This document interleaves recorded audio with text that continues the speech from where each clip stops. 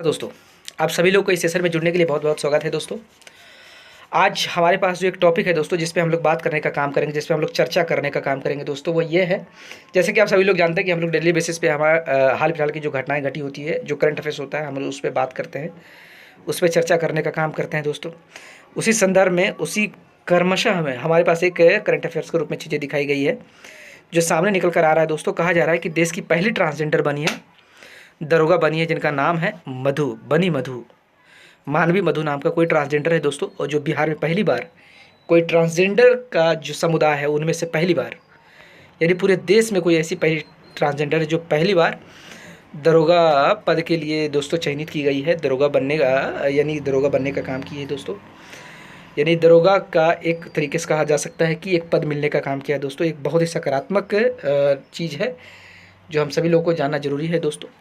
आइए इसके बारे में हम विशेष स्वरूप में चर्चा करते हैं, डिटेल बात करने का प्रयास करते हैं। क्या कहा गया है? देश की पहली ट्रांसजेंडर दरोगा की दिलचस्प कहानी है। आइए इसके बारे में जानते हैं, क्या है क्या नहीं है।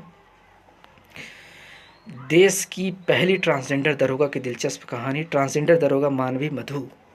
क्या है इसकी कहानी, आइए पता करते हैं। देश की पहली ट्रांसजेंडर दरोगा की दिलचस्प कहानी दोस्तों, बहुत बड़ी चीज़ है। ट्रांसजेंडर दरोगा मानवी, इनका नाम है मानवी मधु है दोस्तों। कहा जा रहा है संघर्ष से भरी मानवी मधु कश्यप की कहानी है। क्या है, आइए पता करते हैं। सफलता से झूम उठी मानवी मधु दोस्तों। 6 महीने बेड रेस्ट पर रही है माधु। माँ की वर्दी में करूँगी सैल्यूट, ऐसा इनका एक सपना है। माँ को वर्दी में करूँगी सैल्यूट। कहते हैं जब सफलता आपके कदम चूमे तो जस्ट मनाना भी चाहिए। कुछ ऐसा ही मानवी मधु कर रही है। उन्होंने कहा है कि अब अपने गाँव वर्दी में ही जाऊँगी और सभी से कहूँगी कि मुझे ट्रांसजेंडर होने का कोई शर्म नहीं है। माँ को वर्दी में सैल्यूट करेंगे। मधु कश्यप का सफ़र कैसा रहा है, बता दें कि बांका पंजवारा की रहने वाली मानवी मधु की प्रारंभिक शिक्षा एसएस संपोषित हाई स्कूल पंजवारा से हुई है। इंटरमीडिएट सीएनडी कॉलेज और तिलका मांझी यूनिवर्सिटी से राजनीति शास्त्र में उन्होंने ग्रेजुएशन किया है। उनके पिता स्वर्गीय नरेंद्र प्रसाद सिंह, जबकि माता माला देवी है दोस्तों, यानी कि इनके पिता नहीं है। ट्रांसजेंडर क्या होता है, आइए इसके बारे में जानते हैं। ट्रांसजेंडर एक सामान्य शब्द है दोस्तों, जो ऐसे लोगों को वर्णित करने के लिए इस्तेमाल किया जाता है जिनकी लिंग पहचान या पुरुष, महिला या कुछ और होने की आंतरिक भावना होती है और जन्म के समय उन्हें दिए गए लिंग से मेल नहीं खाती है दोस्तों। ये अंदर से कुछ और महसूस करती है, बाहर से कुछ और होता है। इसके विपरीत सी जेंडर शब्द उन लोगों को वर्णन करता है जिनकी लिंग पहचान जन्म के समय उन्हें दिए गए लिंग से मेल खाती है दोस्तों। यानी कि नॉर्मल लोग एक तरीके से कहा जा सकता है। सी जेंडर जो नॉर्मल है उसे सिस जेंडर कहते हैं। कुछ ट्रांसजेंडर लोग विशेष रूप से एक लिंग के साथ पहचान नहीं करते हैं। उदाहरण के लिए उनकी लिंग पहचान में महिला और पुरुष दोनों तत्व शामिल हो सकते हैं दोस्तों, या वे किसी भी लिंग की तरह महसूस नहीं कर सकते हैं, ऐसा भी कहा जाता है। या दोनों हो सकते हैं या फिर किसी नहीं हो सकते। जो किसी नहीं होते दोस्तों, इस ट्रांसजेंडर लोगों को नॉन बाइनरी कहा जाता है, जो कि न पुरुष अपने आप को महसूस करते हैं और न महिला महसूस करते हैं। नॉन बाइनरी के रूप में वर्णित किया जाता है। इस श्रेणी के लोगों का वर्णन करने के लिए कभी कभी इस्तेमाल किया जाने वाला शब्द जेंडर क्वीर भी कहा जाता है दोस्तों। यौन अभिविन्यास और लिंग पहचान में क्या अंतर है, यही जानते हैं। यौन अभिविन्यास क्या होता है और लिंग पहचान क्या होता है दोस्तों, इस पर बात करते हैं। लिंग पहचान और यौन अभिविन्यास दो अलग अलग चीज़ें होती है दोस्तों। लिंग पहचान आपके अपने लिंग के बारे में आपके आंतरिक ज्ञान को संदर्भित करती है। उदाहरण के लिए आपका ज्ञान कि आप एक पुरुष हैं, एक महिला हैं या फिर अन्य लिंग है, इसके बारे में आपको बताएगा। यौन अभिविन्यास क्या होता है, और यौन अभिविन्यास का संबंध इस बात से है कि आप किसके प्रति आकर्षित है, यानी आपका अट्रैक्शन किसके प्रति है। गैर ट्रांसजेंडर लोगों की तरह ट्रांसजेंडर लोगों का भी यौन अभिविन्यास होता है दोस्तों, यानी ये भी अट्रैक्ट होते हैं किसी न किसी के प्रति।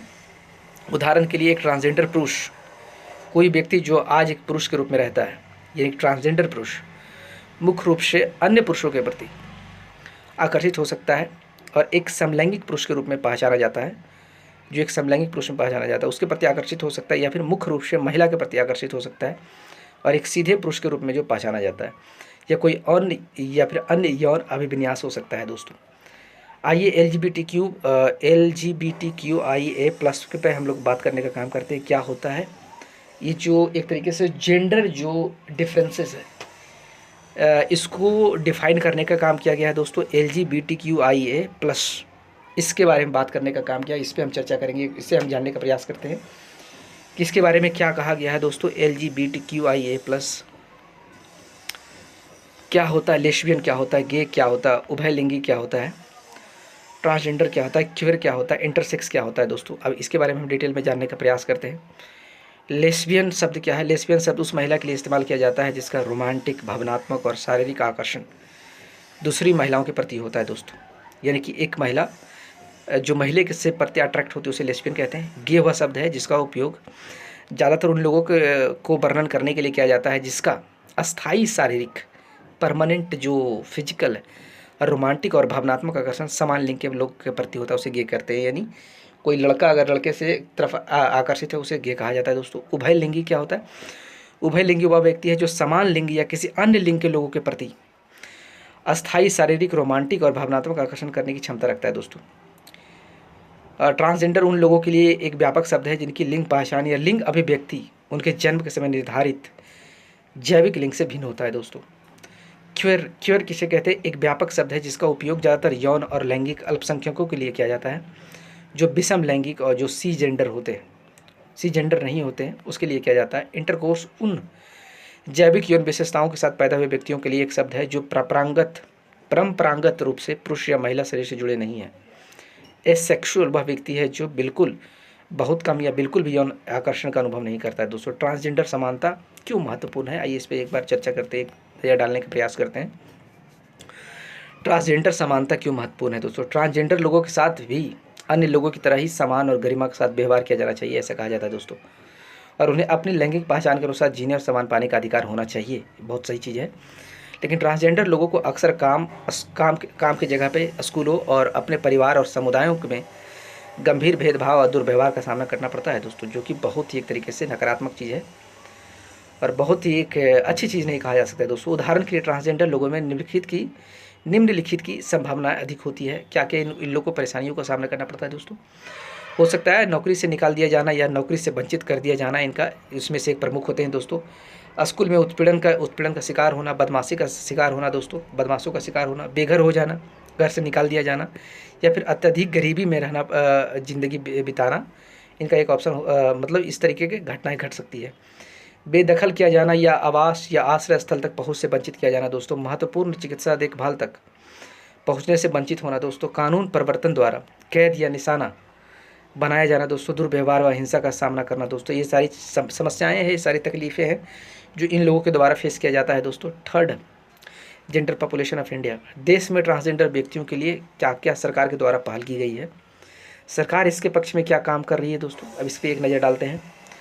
सामाजिक न्याय और आधिकारिकता मंत्रालय, जिसको हम इंग्लिश में बोलते हैं मिनिस्ट्री ऑफ सोशल जस्टिस और एम्पावरमेंट, इनके द्वारा ट्रांसजेंडर व्यक्तियों के लिए एक राष्ट्रीय पोर्टल का लॉन्च की गई है। एक ऑनलाइन पोर्टल बनाया गया है दोस्तों जो नेशनल लेवल पे है और पहचान पत्र प्राप्त करने में भी मदद करता है दोस्तों, जो कि पहचान पत्र प्राप्त करने में मदद करता है। गरिमा गृह, आश्रय, भोजन, चिकित्सा देखभाल और मनोरंजन सुविधा और निर्माण कौशल विकास भारत सरकार के द्वारा किया गया है दोस्तों। इनके लिए आश्रय देने का काम किया गया, भोजन की व्यवस्था की गई है, चिकित्सा देखभाल की पहल की गई है, मनोरंजन सुविधा की पहल की गई है, निर्माण की पहल की है, कौशल विभाग की विकास की भी पहल की गई है दोस्तों।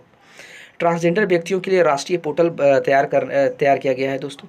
ट्रांसजेंडर व्यक्ति जो अधिकार के संरक्षण अधिनियम 2019 के तहत शिक्षा, रोजगार और स्वास्थ्य सेवा तक पहुँच में ट्रांसजेंडर व्यक्तियों के खिलाफ भेदभाव को समाप्त करना, स्वयं के लिंग पहचान के अधिकार को मान्यता देना भी शामिल है दोस्तों। ट्रांसजेंडर व्यक्ति जो अधिकार के संरक्षण नियम 2020 के तहत, एक तो 2019 है दोस्तों, एक एक्ट ए है 2020 है। इसके तहत क्या किया जाता है, सामाजिक सुरक्षा हो गया, आर्थिक और शैक्षणिक सशक्तिकरण कार्य प्रणाली विकसित करना है दोस्तों। यही सामाजिक तौर पे उसको विकसित करना है, आर्थिक तौर पे उसे विकसित करना है और एजुकेशन के तौर पे उसे विकसित करने का काम करना है, सशक्त करने का काम किया जाना चाहिए, ऐसा सरकार की पहल है दोस्तों। तो एक ट्रांसजेंडर व्यक्ति अधिकार का संरक्षण अधिनियम 2019 है, एक ट्रांसजेंडर व्यक्ति अधिकार का संरक्षण नियम 2020 है। वो शिक्षा, रोजगार, स्वास्थ्य सेवा तक बात करता है, एक सामाजिक, आर्थिक, शैक्षणिक सशक्तिकरण की बात करता है। ट्रांसजेंडर व्यक्तियों के लिए राष्ट्रीय परिषद भी तैयार किया गया है दोस्तों। अब इसके बारे में जानते हैं कि ट्रांसजेंडर व्यक्तियों की सुरक्षा के लिए क्या क्या कानून है, संविधान में इनके क्या क्या नियम है, इस पर भी एक नज़र डालने का प्रयास करते हैं। इसमें से पहला चीज़ निकल कर आता है दोस्तों कि इन लोगों को समानता का अधिकार दिया है। जो आर्टिकल अनुच्छेद 14 के तहत समानता का अधिकार दिया गया है दोस्तों, कोई भी व्यक्ति किसी भी व्यक्ति को कानून के समक्ष समानता या कानून के समान संरक्षण से वंचित नहीं कर सकता है। यानी कि कानून की नज़र में हर कोई बराबर है। कहने का मतलब व्यक्ति शब्द का प्रयोग वह दर्शाता है कि लिंग या लैंगिक पहचान के आधार पर कोई भेदभाव नहीं किया जाता है दोस्तों। ट्रांसजेंडर व्यक्तियों को शैक्षणिक संस्थानों में या रोजगार के समय अनुचित व्यवहार का सामना नहीं करना पड़ेगा दोस्तों। यानी कि एक तरीके से इसके साथ कोई डिस्क्रिमिनेशन नहीं होगा दोस्तों। उन्हें समान स्वास्थ्य सेवा का अधिकार मिलेगा और सार्वजनिक संपत्ति का उपयोग करने का भी अधिकार मिलेगा और देश में स्वतंत्र रूप से घूरने का भी अधिकार दिया गया है दोस्तों। लिंग सहित विभिन्न आधारों पर भेदभाव निषेध है, जो आर्टिकल 15 कहता है। यानी कि जेंडर बेसिस पे किसी को आप डिस्क्रिमिनेट नहीं कर सकते हैं, कम ज़्यादा आप आंक नहीं सकते हैं दोस्तों। जाति, धर्म, जाति या लिंग या इनमें से किसी के आधार पर किसी भी प्रकार के भेदभाव करना निषेध माना जाता है दोस्तों, जो कि गैर कानूनी है, एक जुर्म की तरह देखा जाता है। अभिव्यक्ति की स्वतंत्रता, यानी कि एक तरीके से सेक्सुअल पार्टनर चुनने का, यानी मैंने कहने का दोस्तों कि एक वैवाहिक पार्टनर चुनने का भी अधिकार है। सेक्सुअल इंटरेस्ट की बात भी करता है, जो अनुच्छेद 19 की बात करता है। सॉरी, माफ़ कीजिएगा, दूसरा चीज़ है अभिव्यक्ति की बात, दूसरा है ये अभिव्यक्त कर सकता है, ये रिप्रेजेंट कर सकता है खुद को। यह अधिकार प्रत्येक नागरिक को अभिव्यक्ति की स्वतंत्रता प्रदान करती है।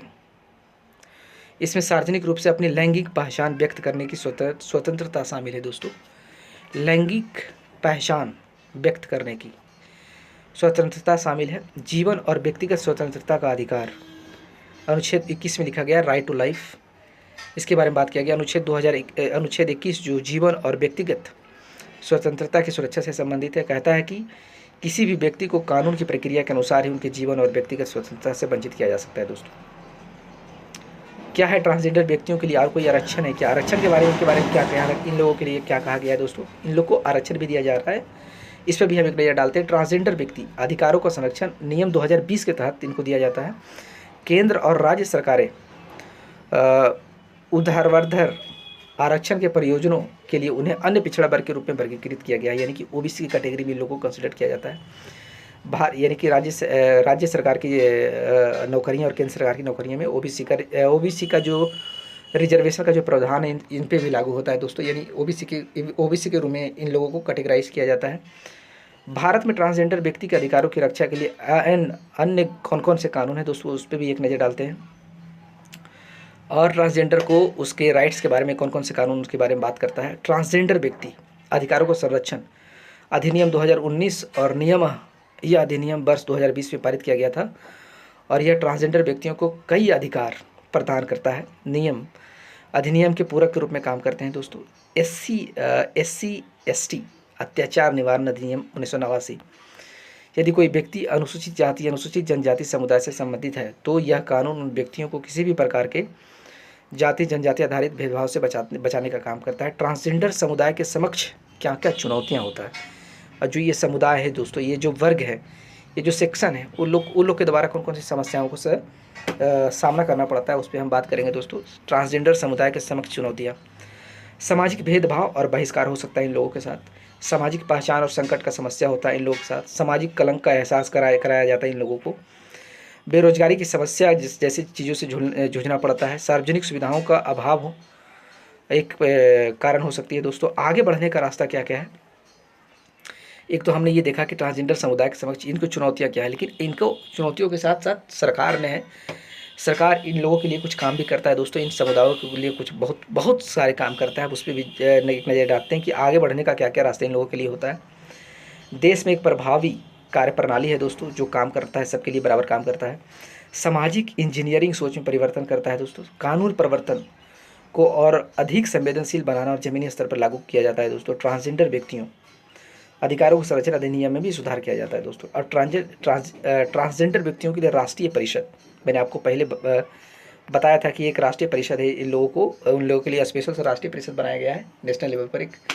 आइए इस पर एक बात करते हैं कि क्या है राष्ट्रीय परिषद, इसको समझने का प्रयास करते हैं। ट्रांसजेंडर व्यक्तियों की शिकायतों के समाधान के लिए एक ग्रीवेंस सिस्टम की तरह काम करता है दोस्तों। ट्रांसजेंडर व्यक्तियों की शिकायतों के समाधान के लिए ट्रांसजेंडर व्यक्तियों अधिकारों का संरक्षण अधिनियम 2019 के तहत राष्ट्रीय ट्रांसजेंडर परिषद की स्थापना की गई थी। ट्रांसजेंडर व्यक्तियों के अधिकारों की रक्षा के लिए ट्रांसजेंडर व्यक्ति अधिकारों का संरक्षण अधिनियम 2019 के तहत गठित एक संवैधानिक निकाय है दोस्तों, वैधानिक निकाय है, यानी कि लीगल है, एक तरीके से लीगल बॉडी है। उपरोक्त अधिनियम के प्रावधानों के कार्यान्वयन की निगरानी और मूल्यांकन भी करने का काम करता है दोस्तों। ट्रांसजेंडर के अधिकारों को बढ़ावा देने और उनकी सुरक्षा के उपायों पर सरकार की सिफारिशें करने के लिए भी उत्तरदायी है दोस्तों। इसके लक्ष्य क्या क्या है इसको जानते हैं। आजीविका के मुद्दों पर ध्यान केंद्रित करना है, सामाजिक न्याय के लक्ष्य को प्राप्त करना है, ट्रांस समुदाय के बारे में जागरूकता बढ़ाना है, राज्यों में ट्रांसजेंडर कल्याण बोर्ड की स्थापना करना है, इन समुदायों के आवास, भोजन, स्वास्थ्य देखभाल और शिक्षा सुनिश्चित करना है दोस्तों। संगठन क्या क्या है इसके। केंद्रीय सामाजिक न्याय एवं अधिकारिता मंत्री इसके अध्यक्ष है। संगठन का मतलब इसका बनावट क्या है, ये जो हमने अभी बात की आपको कि ट्रांसजेंडर व्यक्ति की जो राष्ट्रीय परिषद है इसका बनावट क्या क्या है, इसका स्ट्रक्चर कैसा है, कौन संभालता है इसे, इसके बारे में बात करते हैं।